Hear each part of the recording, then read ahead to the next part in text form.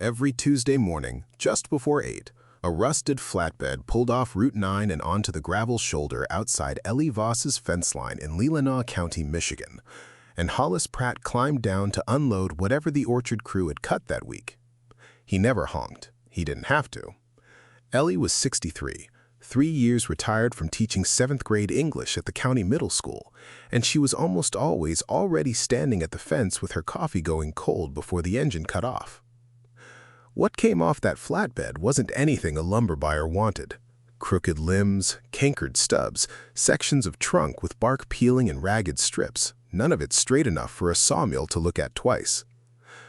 Pratt's orchard ran 900 trees across 60 acres, and every dormant season, from November through March, the crew went through cutting out dead wood, storm damage, and, more than either Ellie or Hollis liked talking about, fire blight cankers, the blackened, sunken patches of bark that meant a bacterial infection had taken hold in a limb and had to come out before it spread and killed the tree outright.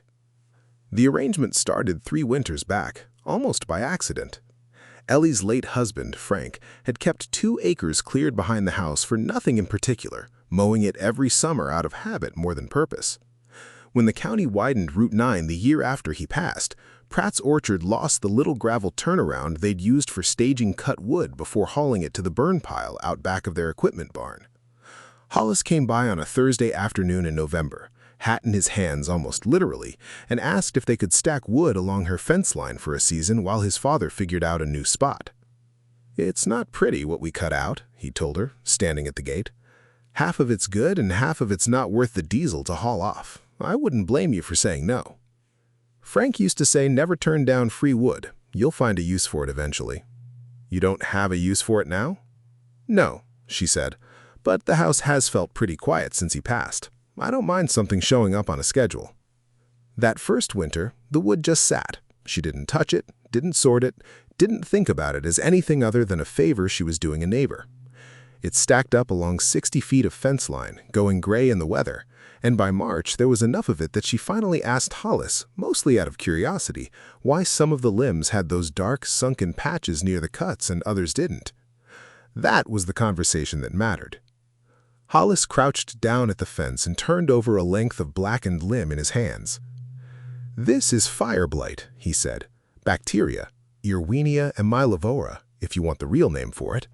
It gets into a tree during bloom mostly, and it'll kill a limb, sometimes the whole tree if we don't get it out fast. Anything cut like this has to be burned or buried, can't compost it, can't leave it stacked near healthy wood too long either, if you can help it. The bacteria can survive in the cut wood and start trouble all over again if it ever gets back near living trees." "And the rest of it?" "The rest is just pruning. Shaping the trees, taking out storm damage, dead wood.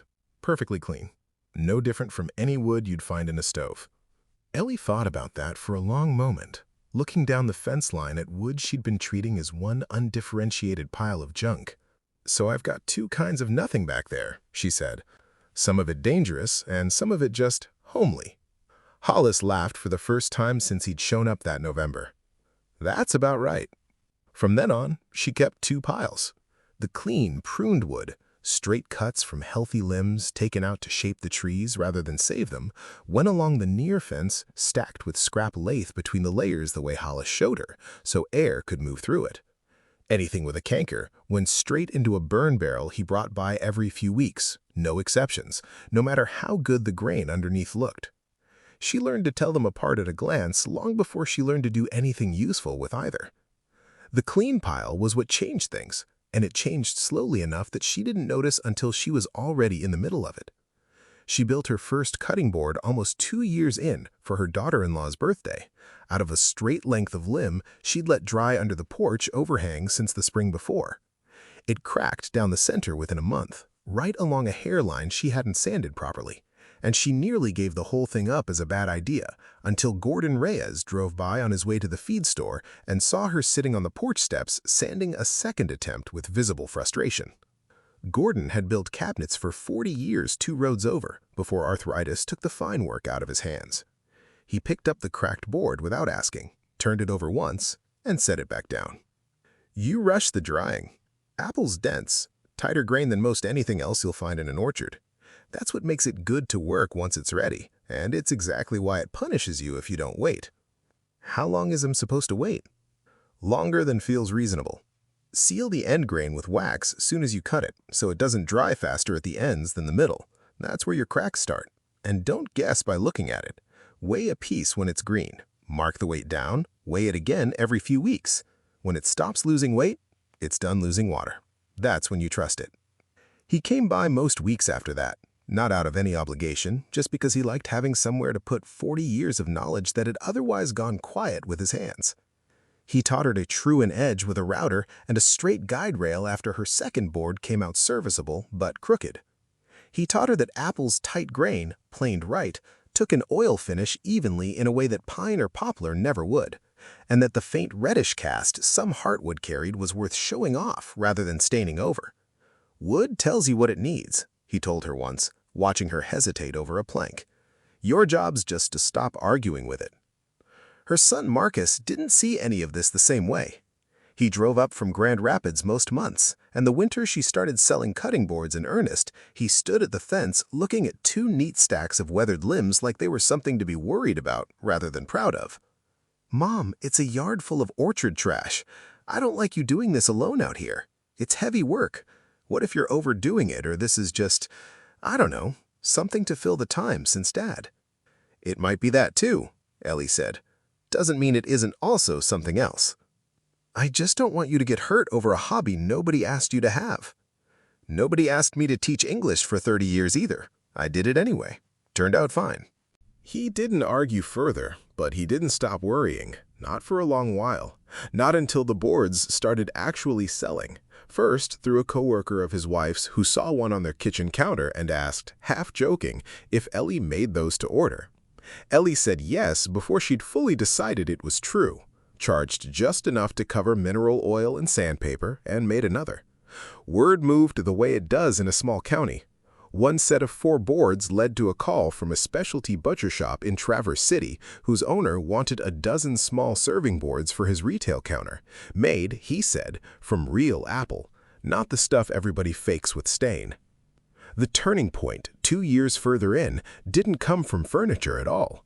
A pitmaster from downstate had heard through a supplier that someone up in Leelanau County had genuine, properly seasoned applewood, not green, not scavenged, actually dried the right way, and he drove up himself rather than order sight unseen, because honestly sourced smoking wood, he told her, standing in her yard, turning a chunk over in his hands, was harder to find than people assumed.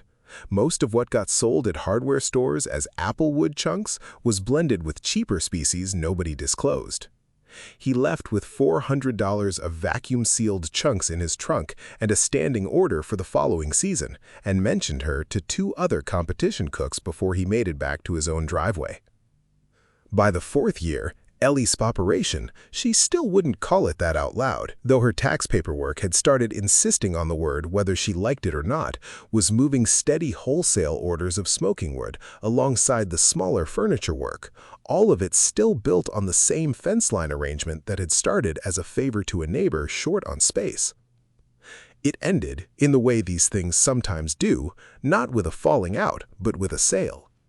Pratt's Orchard sold 2 years later to a regional agribusiness operation expanding across 3 counties. The new outfit ran differently: contracted haulers, bigger equipment, a written company policy against informal arrangements with neighboring landowners on account of liability. Hollis came by himself to tell her, standing at the same gate he'd stood at 7 years before, hat in his hands again. "I fought for it," he said. "They wouldn't budge. Insurance, mostly. If something happened on your property connected to their hauling, it's a claim against a company now, not a handshake between neighbors." "I understand," Ellie said, and she did, even though it cost her something real. She had to start buying seasoned applewood from 2 smaller orchards an hour's drive away, at an actual price for the first time in 4 years, eating into a margin that had never before had to account for raw material. But by then, the business didn't depend on the free wood the way it once had.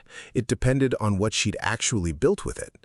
a reputation, a client list, a grading and drying method she'd learned the hard way from a cracked cutting board and a retired cabinet maker and never had to relearn. She still keeps 2 piles behind the house, separated now by habit rather than necessity. And most Tuesdays, out of nothing but old routine, she still finds herself at the fence line around 8 with a cup of coffee, watching the road, even knowing by now that nothing's coming down it.